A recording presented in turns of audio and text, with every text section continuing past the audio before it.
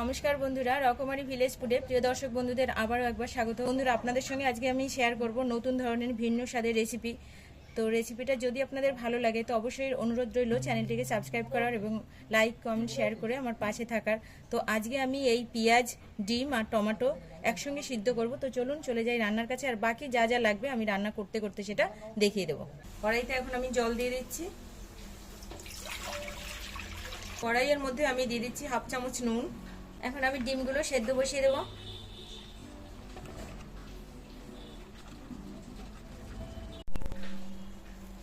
দিয়ে দিচ্ছি এখানে পেঁয়াজগুলো, আর দিয়ে দিচ্ছি দুটো টমেটো।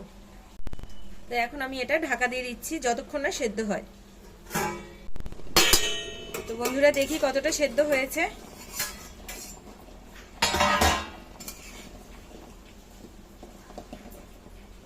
হ্যাঁ, সেদ্ধ হয়ে গেছে। এখন আমি নামিয়ে নিচ্ছি। সব সেদ্ধ হয়ে গেছে। ডিমগুলো পেঁয়াজের সঙ্গে দিয়েছে তো তাই একদম হলুদ হয়ে গেছে। এইভাবে পেঁয়াজগুলোকে আমি ছাড়িয়ে নেব।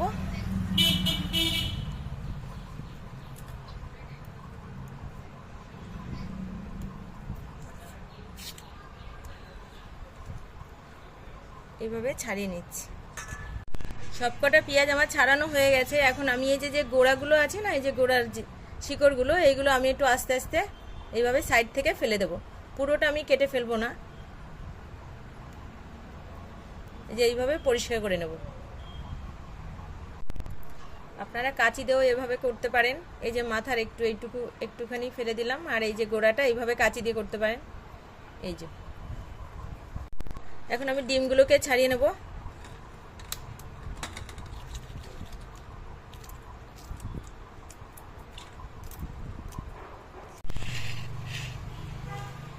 সিদ্ধ করা টমেটোটার আমি খোসাটা ছাড়িয়ে নিচ্ছি।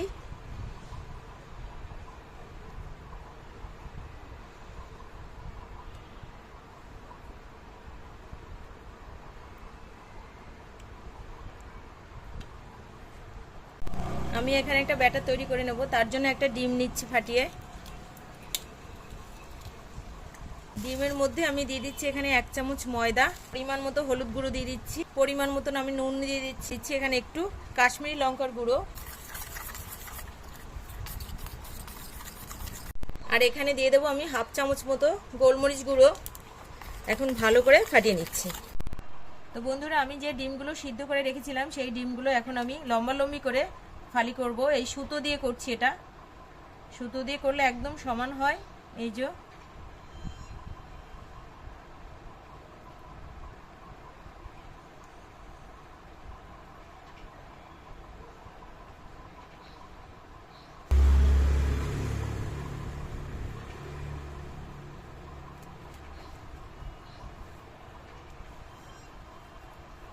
আমি ছোটবেলায় দেখেছি এরকম মাকে সুতো দিয়ে ডিম কাটতে, একদম সমান হয়। এই দেখুন কি সুন্দর সমান হয়েছে।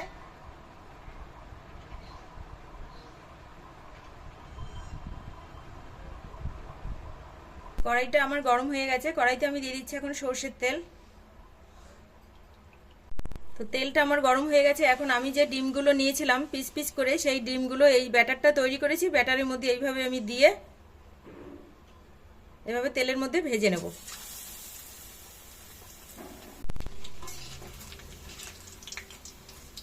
এরকম লাল লাল করে ভেজে নেবেন।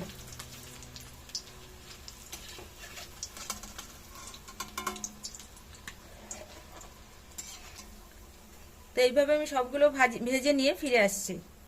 তো বন্ধুরা, এইগুলো সব ডিমগুলো আমার ভাজা হয়ে গেছে। তেলটা আমার গরম হয়ে গেছে। এখন আমি এখানে দিয়ে দিচ্ছি একটা তেজপাতা, দুটো শুকনো লঙ্কা, গোটা গরম মশলা, আর দিয়ে দিচ্ছি এখানে গোটা জিরা, দিয়ে দিচ্ছি এখানে 1 চুটকি হিং, সামান্য 1 চিমটে। এবার দিয়ে দিচ্ছি আমি ওই যে পেঁয়াজটা সেদ্ধ করে রেখেছিলাম তার থেকে দুটো পেঁয়াজ আমি তুলে রেখেছিলাম, সেটা বেটে রেখেছি, এটা দিয়ে দিচ্ছি।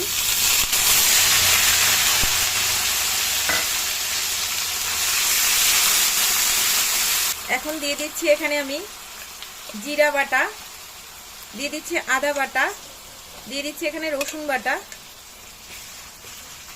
তো আমি এখানে 500 গ্রাম পেঁয়াজ নিয়েছি, ছাঁচি পেঁয়াজ, তার জন্য সব 1 চামচ করে আমি বাটা মশলাগুলো দিয়ে দিলাম।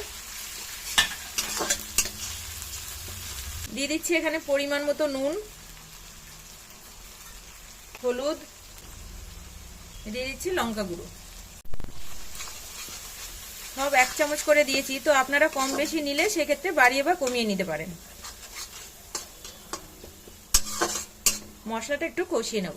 এখানে দিয়ে দিচ্ছি যে 2টো টমেটো আমি সেদ্ধ করে নিয়েছিলাম পেঁয়াজের সঙ্গে একসঙ্গে, সেই টমেটোটা আমি একটু হাত দিয়ে চটকিয়ে রেখেছিলাম, সেটাই দিয়ে দিচ্ছি। এখানে আমি দিয়ে দিচ্ছি 1 চামচ মতো কাশ্মীরি লঙ্কার গুঁড়ো। তো মশলাটা আমার কষানো হয়ে গেছে, তেল ছেড়ে দিয়েছে। এবার আমি দিয়ে দেবো এখানে যে পেঁয়াজগুলো সেদ্ধ করে ছাড়িয়ে রেখেছি, সেই পেঁয়াজগুলো আমি দিয়ে দিচ্ছি। এখন এটা মশলার সঙ্গে ভালো করে কষাতে হবে। তো আপনারা চাইলে এখানে কাজু বাটা, টক দই এগুলো দিতেই পারেন, কিন্তু আমি এখানে দেইনি। জাস্ট এইভাবেও অন্তত একবার খেয়ে দেখবেন।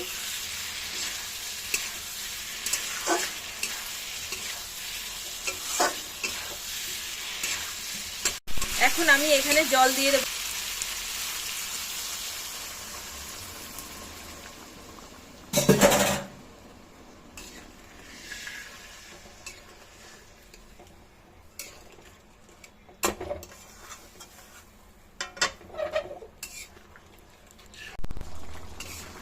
তো এই দেখুন আমার এটা পুরো হয়ে গেছে, প্রায় ফুটে গেছে। এখন আমি দিয়ে দিচ্ছি এখানে যে ভাজা ডিমগুলো ছিল সেইগুলো আমি দিয়ে দিচ্ছি।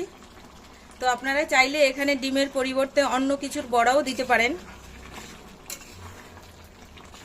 চাইলে আপনারা আলুও দিতে পারেন, কিন্তু আমি শুধু পেঁয়াজের দমই করলাম। এখানে